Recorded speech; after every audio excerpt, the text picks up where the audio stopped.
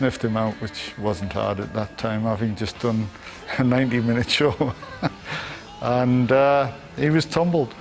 And one of our road crew, a guy called Ox, took quite a beating to actually prevent Richie from taking a beating. So it was quite an ugly scene, but Richie was hauled off to jail, so was this guy Ox. And we got Ox out that night, but they held on to Richie, being the more valuable of the two. And he was there for 3 days before we got him out. We carried on, went on to Germany, and we had lawyers working from both sides of the Atlantic to get him out. And eventually we got him out, and we got him to Munich within minutes of being too late to do a performance. Somebody drove him from Austria to there in the same clothes he was wearing the night of the Austrian show. Drove him straight into the arena that we were playing in, the Munich Olympia Halle actually. And he took about 10 minutes to compose himself and went right back on stage with exactly the same stage clothes on. And I think the entire thing was videoed, so I mean, it's, you can see there was some sort of strain and relief in his eyes and in his playing that night. We went on stage about 12 o'clock at night. The crowd waited and they knew what was going on, they knew why I was late, and it turned out to be a great show, actually. Definitely RB. He controlled the whole ship at the time.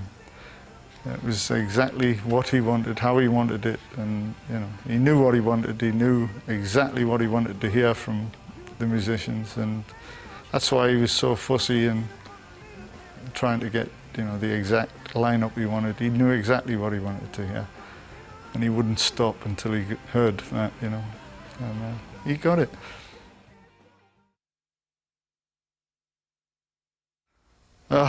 A wonderful guy and a great loss to the music industry.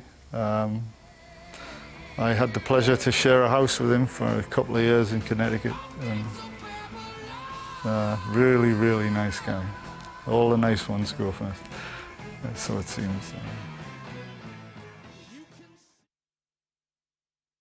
Ronnie was excellent, or is an excellent guy. Nice, great man to know.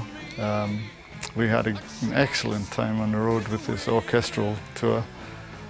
He was just a charm to work with. He actually did every interview I asked him to do without question. So it was great to work with him again. And he's a lovely guy, real lovely guy. Actually, Bob Daisley just called me from Australia out of the blue for the first time. It's the first time I've spoken to him in about 12 years.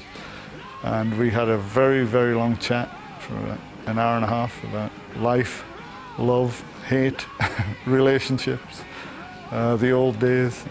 Really, really good chat. It was great to talk to him again. He's doing well.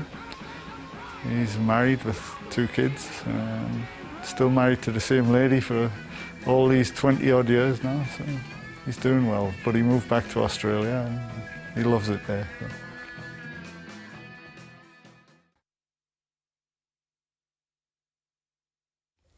It went as far as Richie wanted it to go. He could have made it bigger, but he chose to not go to some places in the world that could have, led to bigger success. And it got as big as he wanted it to be. He controlled it in that way, and he was perfectly happy with where he was at the time. So.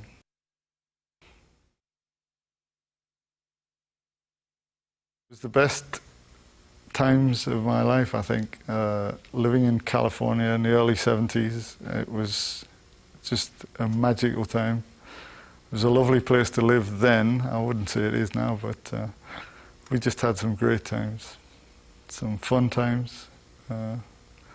Unlike the business today, it was a lot of fun. But I'd like to go back and visit maybe one day some of the old haunts, the Rainbow Bar and Grill, where I spent most of my life and money.